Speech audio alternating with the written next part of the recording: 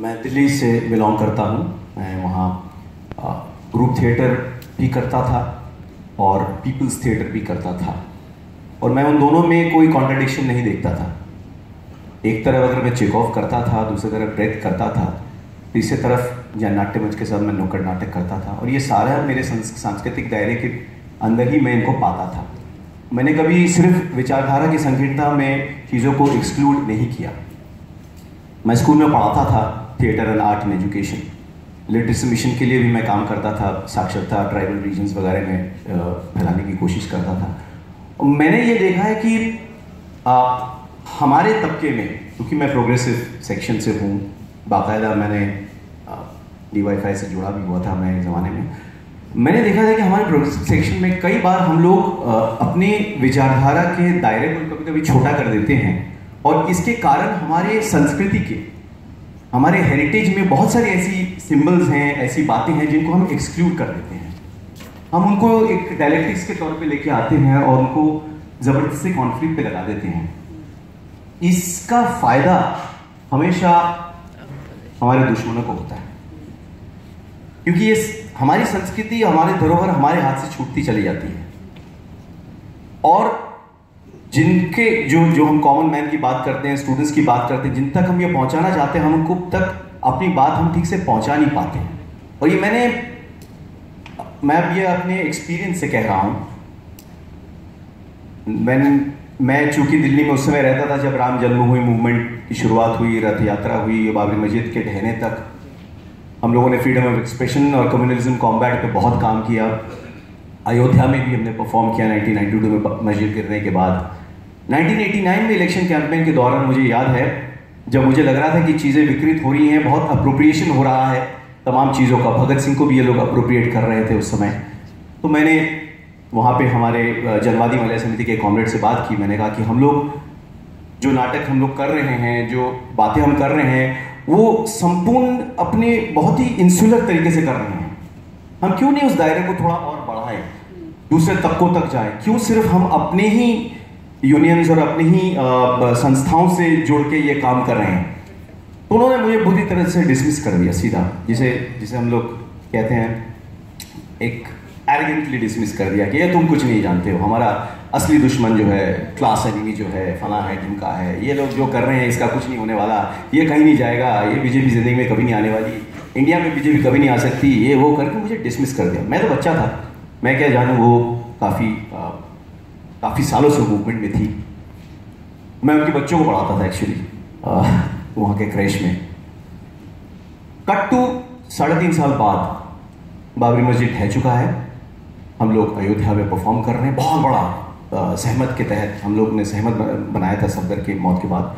बहुत बड़ा परफॉर्मेंस चल रहा है सबका, वहाँ पे क्लासिकल म्यूजिक भी हो रहा है, वहाँ सितारा देवी कथक भी कर रही हैं, और वो श्री राम को संबोधित करके कथक कर रही है, ये सब हो रहा है। तो मैंने उन्हीं कॉमरेड से और उन्हीं लोगों से पूछा कि ऐसा क्यों है कि आज हम ये इस चीज़ को इतना फैला चुके हैं? तो बोले नहीं, ये लोग सब अप्रोप्रिएट कर रहे हैं हमारे सिंबल्स को, ये कौन होते हैं विवेकानंद को लेने वाले, ये कौन होते हैं फलां को लेने वाले। मैंने कहा लेकिन यही बात तो हमें हमेशा पहले से समझनी चाहिए थी कि हमारे कल्चर में जो सिंबल्स हैं, वो जिसको हमने मार्क्सिस्ट स्ट्रक्चर के अंदर कभी इंस्पेक्ट नहीं किया, हम लोगों ने कभी भी जो है जनवादी लेखक संघ के सेमिनार्स में इन चीज़ों को हमने डिस्कस नहीं किया। हम लोगों ने चैतन्य को कभी डिस्कस नहीं किया उस तरह से, मीराबाई को उस तरह से डिस्कस नहीं किया। हम लोगों ने विवेकानंद को या विद्यासागर को कभी अहमियत नहीं दी। कलकत्ते में तो एक वक्त था जब विद्यासागर को भी बुर्जुआ कह के उनकी मूर्तियाँ तोड़ी जाती थी 69 से 72 के बीच में, और ये सारी चीज़ों का असर पड़ता है। मैं ये मानता हूँ कि जब तक हम होलिस्टिक नहीं होंगे तो हम सबको इंक्लूड नहीं कर सकते हैं। ये हमारा अहम है, ये अहंकार है, एरोगेंस है कि हम अपने तक अपने आप को सीमित रखते हैं, खुश रहते हैं अपने में बात करके। मैंने कम से कम 200 सेमिनार्स अटेंड किए हैं उन दिनों, और सच बताऊं और दुख के साथ बता रहा हूं, मैंने हर सेमिनार में वही शक्लें देखी हैं। और ये कुलदीप नायर ने बहुत अच्छी बात कही थी उन दिनों, उन्होंने कहा था we are all constantly trying to convert the converted. हम लोग सब एक ही जैसे हैं, एक ही विचारधारा से हैं, एक ही सोच है, एक ही समझ है, हमें एक दूसरे को परिवर्तित करने की जरूरत नहीं है। हमें जरूरत है ये सारे आइडियाज को पर्सनलाइज करने की, हमारे अपने पर्सनालिटी में इनको रचाने की, बसाने की, और उसके बाद एक 360 डिग्री पर्सपेक्टिव व्यू से अपने दायरे में, जो भी हमारा दायरा हो, एजुकेशन का दायरा हो, साइंस का दायरा हो, एक्टिविज्म का दायरा हो, यूनियन का दायरा हो, या कल्चर का दायरा, जो मेरा दायरा है, वहां पे हम इस बात को, हमारे हर बात में झलकनी चाहिए हमारी प्रोग्रेसिवनेस। हम जो भी डिस्कस करें, मैं तो एक्टर हूं, एक्टर भी हूं, और हर सेट पे हमारे मेकअप रूम और ग्रीन रूम में, सच मानिए मुझे हर एक्टर या तो कम्युनल या रेसिस्ट लगता है, क्योंकि उनकी बातों में कम्युनलिज्म, रेसिज्म झलकता है, और ये उनकी गलती नहीं है। वो उस कल्चर से वो निकले हैं, जिस घर से वो निकले हैं, जिस कल्चर से निकले, वहां पे ये प्रेजुडिस नहीं माना जाता है, ये उनके अंदर है। मैं अब एक MBA इंस्टीट्यूट में फर्स्ट ईयर को कम्युनिकेशन पढ़ाता हूं। वहां पे ऐसे भी छात्र हैं जो छोटे शहर से आते हैं, वो उस स्कूल में गए हैं जो RSS चलाती है। RSS ये कहकर नहीं चलाती कि वो हिंदूवादी बनाएंगे, वो कहकर चलाती है डिसिप्लिन करेंगे, आपके अंदर एक देशभक्ति लाएंगे, जो एक पॉजिटिव तरीके से लिया जाता है। घर में माँ बाप बोलते हैं हाँ बेटा डिसिप्लिन होगा, उसके अंदर देशभक्ति आएगा, ये तो बहुत अच्छी बात है। वो जाता है स्कूल में, पढ़ता है, और वो इसको एक सामाजिक कार्य के रूप में लेता है कि मैं सिर्फ पढ़ नहीं रहा हूं, मैं साथ में एक सामाजिक इंसान बन रहा हूं। ये एक वैल्यू सिस्टम वो तैयार करते हैं। अब वो वैल्यू सिस्टम बाद में जाके कैसे परपिचुएशन उसका होता है, कैसे अप्रोप्रिएशन होता है, वही तो खेल है।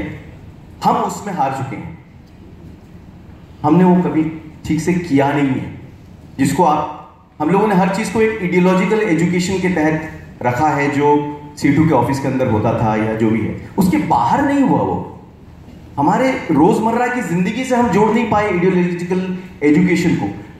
वो मैं मानता हूं कि ये मेरे पर्सनैलिटी का एक एक्सटेंशन होना चाहिए, और मैं ये कोशिश हमेशा करता हूं। एक छोटे से उदाहरण के साथ मैं खत्म करूंगा, बहुत सारी बातें हैं, वो सारे 5 मिनट में हो नहीं सकती।